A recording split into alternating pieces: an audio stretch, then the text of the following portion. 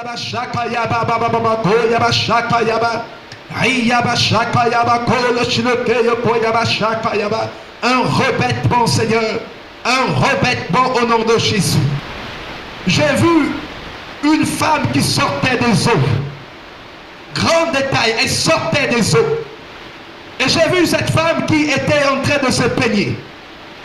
Et pendant qu'elle se peignait, effectivement, le Seigneur me dit, tu vois cette femme, chaque fois qu'elle se peigne, elle libère la séduction dans la vie. Lève-toi et brise le peigne. Je me rappelle, bien aimé, j'étais en train de prier. Je brisais le peigne de cette femme. Le peigne de cette femme, c'était un esprit des eaux et qui était en train de se peigner. Et le Seigneur me dit, chaque fois qu'elle se peigne, elle libère la séduction dans la vie. Et j'étais en train de briser ce peigne, briser ce peigne, briser ce peigne. Et je me suis réveillé. C'était une vision nocturne. Mais le combat spirituel, le monde des eaux existe. Parfois, il y a des phénomènes qui se passent dans la vie où on a comme, n'est-ce pas, l'impression que, effectivement, c'est comme une contamination où les gens sont entraînés dans des choses qui n'en ont point d'eux. Dans, n'est-ce pas, la pédophilie, dans l'homosexualité, dans les cesses. Parce qu'il y a des esprits qui sont libérés. Parce qu'il y a la séduction qui est libérée dans la ville. Les esprits des autres commandent des puissances. Une quantité de puissances occultes. Voilà pourquoi il est important, bien aimé, que nous maîtrisons, n'est-ce pas, l'art du combat spirituel. Parce que nous sommes en guerre. Nous avons reçu le pouvoir de marcher sur des serpents, sur les scorpions et sur toute la puissance de l'ennemi. Et rien ne pourra nous nuire. J'aimerais que ce soir, nous démarrons dans un mouvement de prière. Parce qu'effectivement, Dieu déclenche une guerre, une bataille contre le monde des eaux. Il le met dans l'esprit de l'homme, il le met dans le cœur de l'homme, il équipe l'homme, il lance l'homme sur le champ de bataille. J'aimerais ce soir que Dieu nous équipe encore de sa présence, nous équipe de son esprit. Il est écrit dans le livre de vérité, dans 1 Samuel chapitre 5, du verset 1, il est écrit, les Philistins prirent l'arche de Dieu et ils le transportèrent des Bézer. Après s'être emparés de l'arche de Dieu, les Philistins le firent entrer dans la maison de Dagon et le plaça à côté de Dagon. Le lendemain, qui s'était levé de bon matin, trouvait Dagon étendu la face contre terre devant l'arche de l'Éternel. Il prit Dagon et le remit à sa place. Le lendemain encore, s'étant levé de bon matin, il trouvait Dagon étendu la face contre terre devant l'arche de l'Éternel. La tête de Dagon et ses deux mains étaient abattues seules, et il ne lui restait que le tronc. C'est pourquoi, jusqu'à ce jour, les pères de Dagon et tous ceux qui entrent dans la maison de Dagon ne marchent point sur le seuil. Nous voulons encore déclarer ce soir. Mais avant de déclarer des paroles, j'aimerais que nous comprenions effectivement bien cette histoire. L'histoire, n'est-ce pas, des Philistins. L'histoire du peuple de Dieu. Les Philistins avaient livré bataille contre le peuple de Dieu. Et là, ils avaient été fait maître du peuple de Dieu. Effectivement, ils ont pris l'arche de Dieu. Et ils ont introduit l'arche de l'Éternel dans la maison de leur Dieu. Parce qu'avant de livrer bataille, ils ont fait certainement de rituels. Ils se sont tournés vers leur Dieu d'accord pour qu'il accorde la victoire. Mais Israël, face à ce combat, avait perdu la bataille parce qu'effectivement, Israël avait péché contre Dieu. J'aimerais que nous comprenions avant de déclarer des paroles prophétiques que l'arche de l'alliance, ou encore appelée arche de Dieu ou du Seigneur, ou arche sainte, ou encore arche de la chape, ceci était un coffre de bois décrit selon Exode chapitre 25 verset 10 à 22 que l'on pouvait porter à l'aide de barres glissant dans les anneaux fixés sur le coffre de côté. Il faut que nous comprenions concernant l'arche. Il avait pris l'arche de Dieu, il y avait sur l'arche un couvercle servant pour certaines cérémonies de purification selon Lévitique chapitre 16 verset 12 à 15. Il était surmonté de deux figures de chérubins. Donc sur l'arche de l'Éternel, il y avait deux chérubins. L'arche contenait en particulier la chape. c'est-à-dire les deux tablettes de la loi, selon Exode 25, verset 16 et le chapitre 40, verset 20. Et lorsque nous regardons effectivement concernant l'arche pour les anciens Israélites, elle représentait effectivement le trône ou le marchepied de Dieu sur la terre. Elle était donc un symbole de la présence de Dieu sur terre, selon Nombre 10, versets 33 à 36. Et selon 1 Samuel chapitre 4, versets 3 à 8. Et le psaume 132, verset 8. Donc l'arche de Dieu, effectivement, était, n'est-ce pas, le trône, le marchepied de Dieu sur terre. C'était, n'est-ce pas, le symbole de la présence de Dieu. On parlait de l'arche de Dieu. Les Philistins le firent entrer dans la maison de Dagon et le plaça à côté de Dagon. Il faut que nous comprenions effectivement quel est ce Dieu philistin. Ce Dieu philistin qui avait, n'est-ce pas, qui était adoré par les Philistins. Dagon ici veut dire le poisson. Ce nom Dagon, ce Dieu était, n'est-ce pas, un poisson. C'était une divinité philistine, n'est-ce pas, de la fertilité. Elle était représentée avec la face et les mains d'un homme et un corps de poisson. Ici, j'aimerais encore nous révéler, avant que nous ayons une déclaration prophétique, que lorsque la Bible parle de Dagon, Dagon est l'esprit des eaux. Dagon est un esprit des eaux. Dagon est une sirène. Et les Philistins adoraient ce Dieu des eaux, adoraient cet esprit des eaux, adoraient cette sirène qui avait, n'est-ce pas, on va dire, le visage d'un homme et les mains d'un homme et le corps, c'était le corps d'un poisson. Et ils ont pris l'arche de Dieu et ils l'ont introduit dans la maison de leur Dieu Dagon, dans la maison des eaux. C'est écrit dans le livre de vérité. Après cet embarras de l'arche de Dieu, les Philistins le firent entrer dans la maison de Dagon et placé à côté de Dagon. Dans la maison de Dagon. Il faut que nous comprenions que le monde des eaux opère. Les démons existent. Dagon était un esprit des eaux. C'est une sirène qui était adorée par les Philistins. Et quand nous regardons le livre de vérité, dans 1 Chronique chapitre 12, verset 10, 1 Chronique 12, 10, il est écrit, et il mit les armes de Saül dans la maison de leur Dieu, et il attachait son crâne dans le temple de Dagon. Le premier roi d'Israël est mort. Les Philistins ont pris, n'est-ce pas, les armes de Saül. Saül avait des armes, un revêtement, une armure de guerre.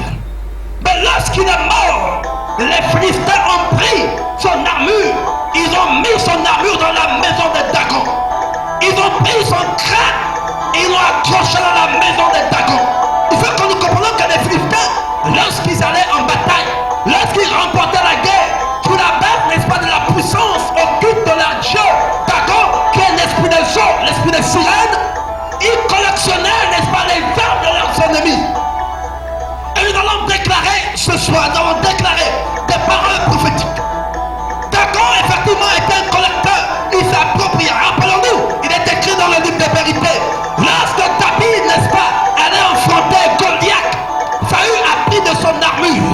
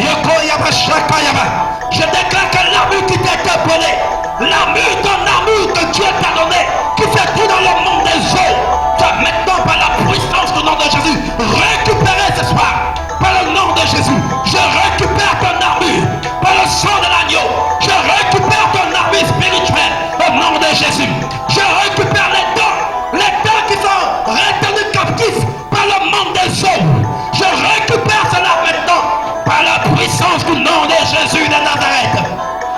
Je déclare ce soir, au nom de Jésus de Nazareth, le bouclier de la foi.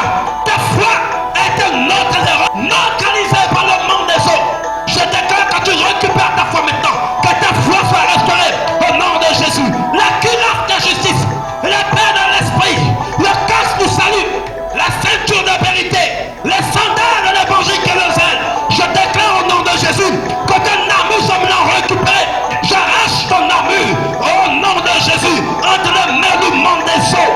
J'arrache ton armure au nom de Jésus entre les mains du monde des eaux. Cet dragon, cet esprit des eaux, cet esprit des sirènes, je récupère ton armure spirituelle.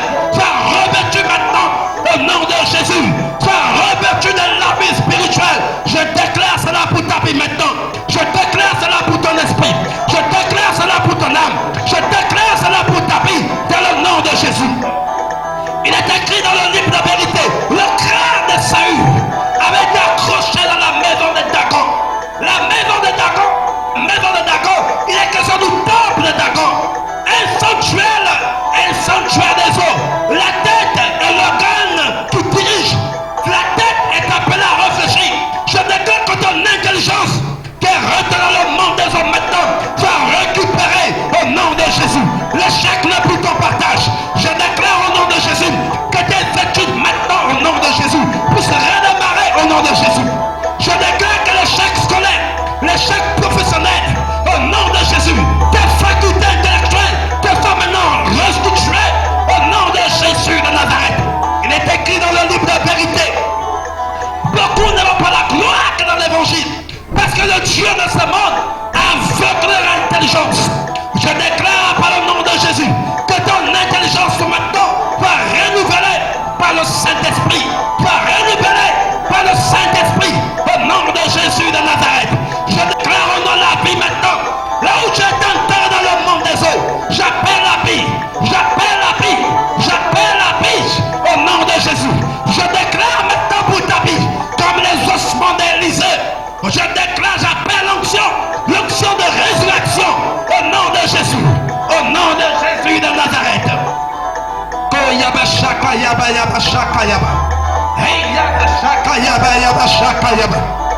Il est écrit dans le livre de vérité, dans Juge chapitre 16, versets 16 à 21. Derrière, voyant qu'il lui avait ouvert tout son cœur, en voyant appeler les princes des Philistins, et leur fit dire, montez cette fois, car il m'a ouvert tout son cœur. J'aimerais te rappeler que derrière était une femme qui était, n'est-ce pas, préparée, travaillée, consacrée à Dagon. Dagon est l'esprit des eaux. C'est une sirène. Et elle était au service de ce Dieu. Je déclare pour ta vie maintenant, quelles que soient des femmes investies dans le monde de la sorcellerie, dans le monde des eaux, ou des hommes qui travaillent dans le monde des eaux, au nom de Jésus, tu ne seras pas la victime. Par le nom de Jésus, je déclare maintenant que la main de Dieu te parle. Au nom de Jésus de Nazareth, que ton corps ne souffre point à quiconque te lie au nom de Jésus. Je déclare que ton corps est ton Dieu. Car il est écrit, là où est ton cœur, là est ton trésor. Il est écrit dans le livre de vérité, Samson avait ouvert tout son cœur à Delilah.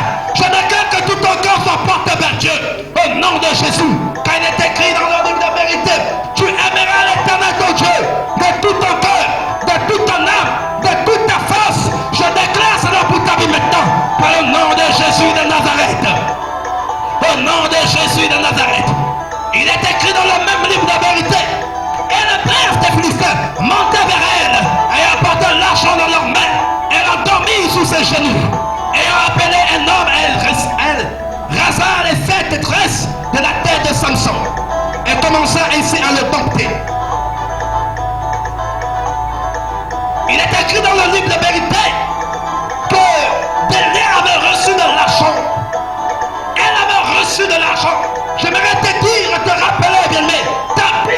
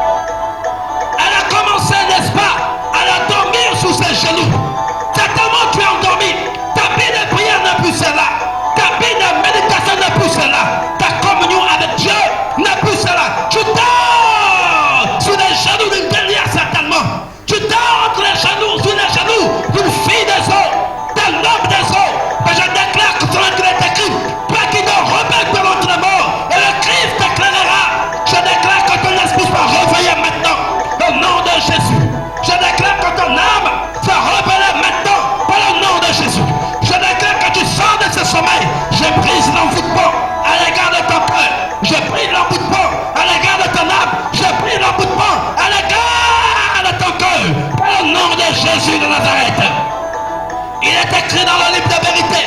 Elle commence à leur dompter. Tu t'es rendu compte que ta vie n'est plus pareille. Ta vie n'est plus la même. Tu n'as même plus peur de péché. Tu n'as plus la crainte de Dieu. Parce qu'effectivement, tu as commencé à te dompter. Tu as commencé à te dompter. Tu fais les choses que tu avais promis. Tu te masturbes. Tu as des copines. Tu as des copains. La crainte de Dieu n'est plus ton partage. Oui, parce que dans le monde des eaux, on est en train de te dompter. Je déclare pour ta vie maintenant que les chaînes soient prises maintenant. Je brise les chaînes de servitude, les chaînes de servitude. Je déclare que tu sors maintenant, tu sors du monde des eaux. Ton esprit est libéré, ton âme est libérée, ton cœur est libéré. Au nom de Jésus de Nazareth. Il est écrit dans le livre de vérité.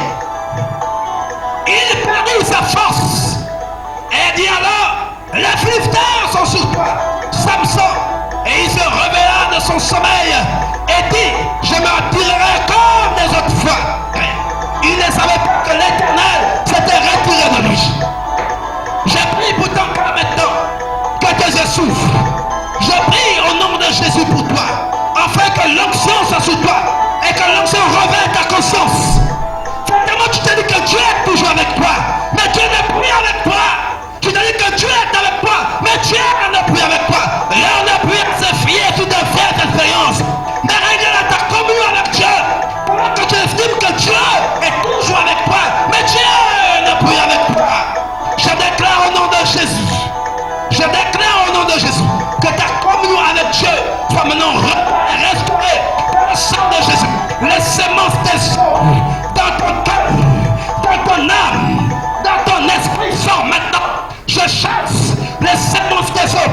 Je chasse les semences d'aveuglement et d'égarement qui veulent te faire croire que Dieu est toujours avec toi alors qu'il n'est plus avec toi car ta communion est brisée par le péché. Je déclare au nom de Jésus l'option des restaurations. L'option des restaurations sur ta vie maintenant. L'option des restaurations. L'option des restaurations. Yabashaka Yababa. Yabashaka Yababa. Koloshineke Yoko Yabashaka Yababa. Yabashaka Yababa. Yabashaka Yababa. Oh, l'option des restaurations. Tu vas restaurer maintenant. T'es là où tu es. Tu vas restaurer. T'es là où tu es. Tu vas restaurer. T'es là où tu es. Tu vas restaurer. Il est écrit dans le livre de vérité. Les Philistins le saisirent et lui creva les yeux. Et le fit descendre à Gaza. Et il le lia avec des chaînes d'arrêt. Il tourna la main dans la prison. Oh, je déclare, bien-aimé, certainement tu n'as plus de vue. Tu es devenu insensible au Saint-Esprit. Tes yeux ont été crevés par les Philistins, par les adorateurs de Dagon, par les adorateurs des eaux. Tu ne vois plus. Tu es insensible à Dieu. Même quand Dieu te parle, même quand Dieu t'appelle, tu es insensible. Mais je déclare maintenant pour ta vie, au nom de Jésus, que tes yeux s'ouvrent maintenant. S'ouvrent comme l'aveugle. S'ouvrent maintenant. Je déclare, je vois tes yeux. Je vois tes yeux. Je vois tes yeux. Que tu es aveuglé, fermé par le monde des autres. Tu ne rêves plus. Tu n'as plus de vision. Tes visions, les visions que tu avais ont disparu. Parce que tu es aveuglé dans le monde des eaux. Tu es aveuglé par le monde des eaux. Tu es aveuglé par les Philistins. Je déclare maintenant au nom de Jésus que tes yeux soient ouverts de nouveau. Que les visions reviennent pour toi. Que des visions reviennent. Que des visions reviennent. Que des songes authentiques reviennent dans ta vie, dans ton esprit, dans ton cœur. Au nom de Jésus de Nazareth. Je déclare que les liens, quand il est écrit dans le livre de vérité, il vous lie par des chaînes. Par des chaînes. Les chaînes d'incrédulité. Les chaînes de rébellion. Les chaînes d'impudicité. Par le nom de Jésus de Nazareth. Sois maintenant brise maintenant. Je brise les chaînes. Je brise les chaînes. Les chaînes de masturbation. Les chaînes d'inceste. Je les brise maintenant. Je les brise au nom de Jésus. Il est écrit dans le livre de vérité. Samson tourne la mort dans la prison. Oh, sois libéré maintenant. Sois libéré de cette prison. Sois libéré de cette prison. Au nom de Jésus de Nazareth. Je me suis retrouvé avec un ami. On allait visiter un autre ami. Mais malheureusement, cet ami, on n'avait pas trouvé. On avait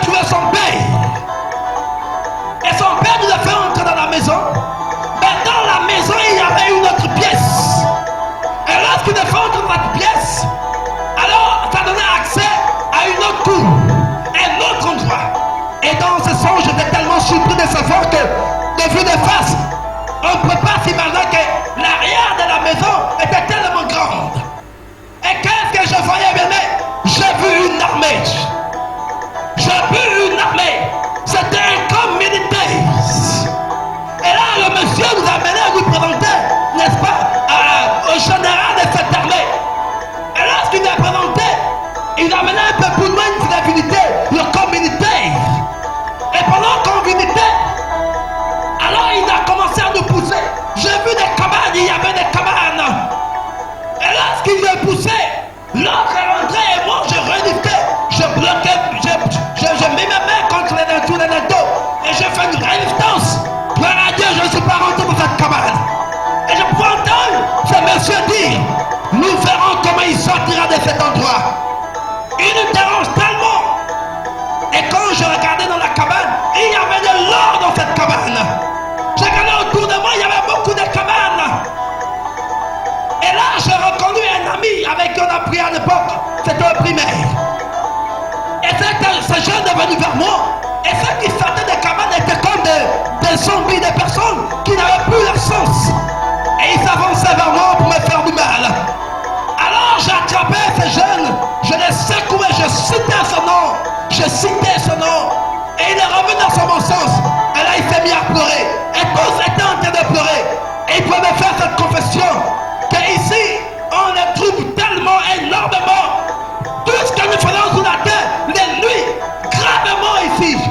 Et quand j'ai regardé autour de moi, il y avait le doué. Et j'ai compris que j'étais dans le monde des eaux. J'ai compris que l'armée que j'avais vue n'était pas l'armée de Dieu, mais était l'armée des eaux, était une puissance des eaux, une force militaire des eaux. Et plus loin, j'ai vu un grand accomplissement. Et sur cet accomplissement, j'ai reconnu une zone de libre-vie. C'était Cabostor. Juste sur le pont de Cabostor, j'ai vu cette zone. Et j'ai compris qu'effectivement, je me trouvais dans le monde des eaux. Et non loin de sa mère, il y avait un militaire qui était là. Et sous l'accomplissement, il y avait une issue pour sortir. Et ma grande question était de savoir pourquoi ceux qui sont ici, rentrent dans le monde des eaux, n'arrivent pas à sortir alors qu'il y a une issue. Et là, je me suis rendu compte que de là où était, où se trouvaient les cabanes et l'issue, il y avait une affaire de 500 mètres. Donc le temps de partir, tellement qu'il était lourd, il marchait tout doucement. Le militaire qui était à 200 mètres, qui veillait sur l'accès, sur la porte de sortie, forcément devait les rattraper. Et j'ai compris que la lourdeur, la lenteur, n'était rien d'autre que le péché. Le péché nous alourdit, bien-aimés. Le péché n'empêche de prendre la vitesse. Le monde des eaux, mes amis. Et là, j'ai évalué ma distance, j'ai évalué ma vitesse, j'ai évalué mes capacités de rapidité. J'ai mesuré la distance de l'issue et de là où j'étais. Et de l'issue et là où se trouvait le militaire qui était à 200 mètres. Alors, je me suis rendu compte que je pouvais sortir. Et j'ai commencé à courir. Courir avec une telle rapidité. Et le militaire s'approchait. Le temps qu'il voulait m'attraper, hop, je suis sorti et je me suis réveillé. C'était une fusion nocturne. Le monde des eaux, combien de filles sont retenues dans le monde des eaux? Combien d'hommes sont retenus dans le monde des eaux? Tu es lourd dans la prière à cause du péché des eaux. Tu es lourd dans la prière à cause du péché des eaux. Mais je déclare pour ta vie maintenant que tu sors de cette prison, que tu sors de cette cabane des eaux. Je fais taire les eaux de cette cabane là où tu es, au nom de Jésus. Je brise cette lourdeur par le nom de Jésus. Je déclare que tu récupères et tu reprends tes facultés, ta communion avec Dieu par le nom de Jésus. Je déclare que l'armée des eaux qui est entraînée contre ta vie, là où tu es maintenant au nom de Jésus, soit localisée par la puissance du nom de Jésus. Mais là où tu es, je brise, je trouble le monde des eaux.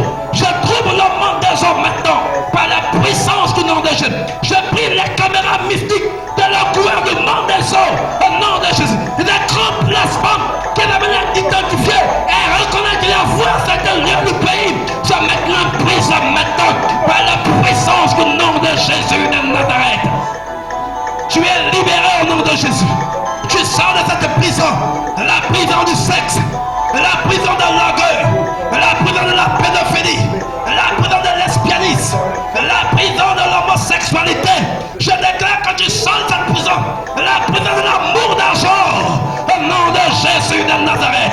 Yoko yaba shaka yaba.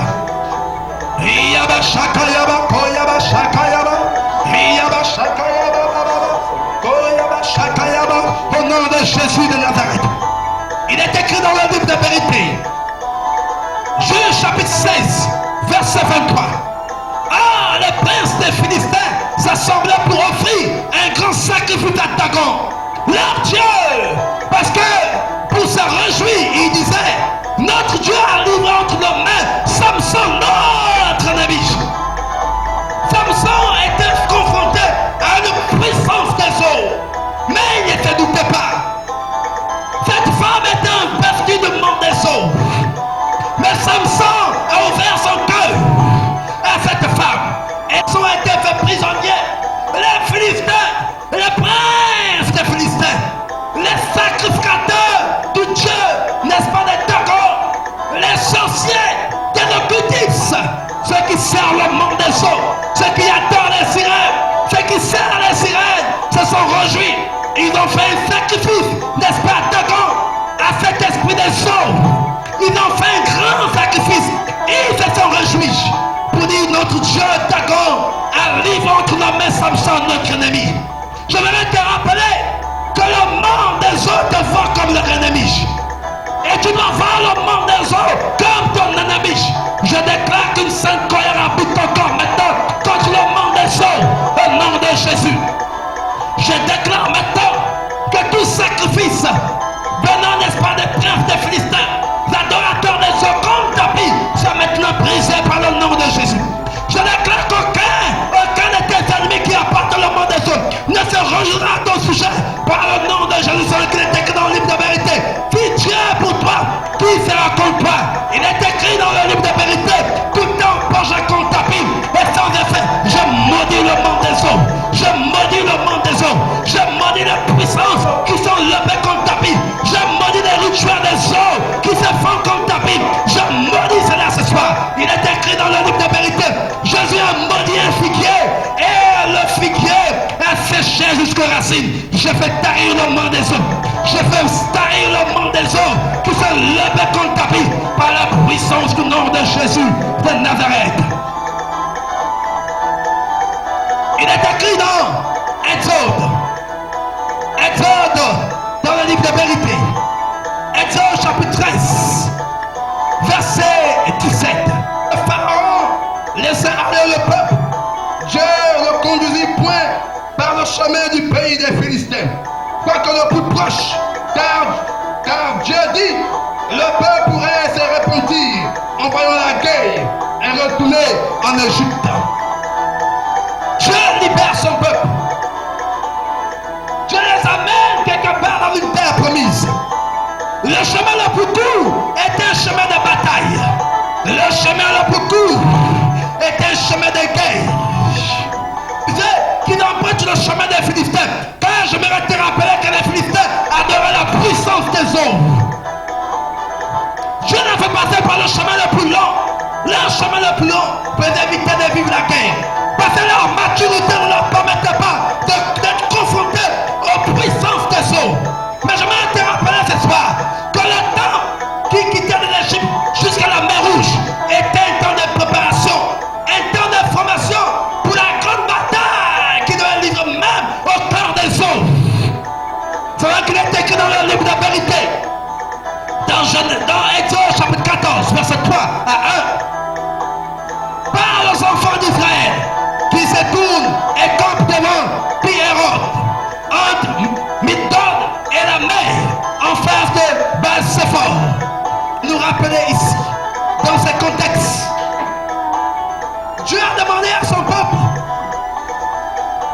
de camper à côté, n'est-ce pas, de Pi-Héros, n'est-ce pas, entre Migdol et la mer, en face de Baal-Séphor. En face de Baal-Séphor. Les Égyptiens pensaient qu'Israël était neutralisé. Ils pensaient qu'il n'y en avait plus dessus. Quand des ennemis certainement pensent que ta vie est finie. Plus rien ne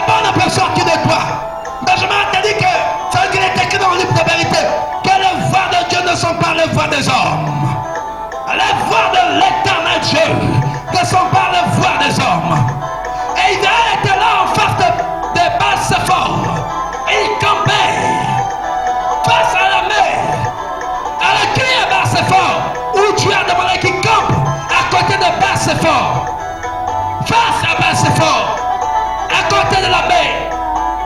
Baal-Séphor est le Seigneur du Nord. C'est un démon, une puissance des eaux. Baal-Séphor, c'est le Seigneur du Nord. C'est le Seigneur de la mer. C'est la puissance des eaux. Qui adorait la puissance des eaux. Pensait qu'Israël était fini. Car pour eux, ils pensaient que leur Dieu leur donne la victoire sur Israël. De l'autre côté, il y avait la mer. Et de l'autre côté, il y avait leur Dieu, Baal-Séphor, le Dieu de la mer, le Dieu des marins, le Dieu du Nord, le Seigneur du Nord. Et dans le livre de vérité,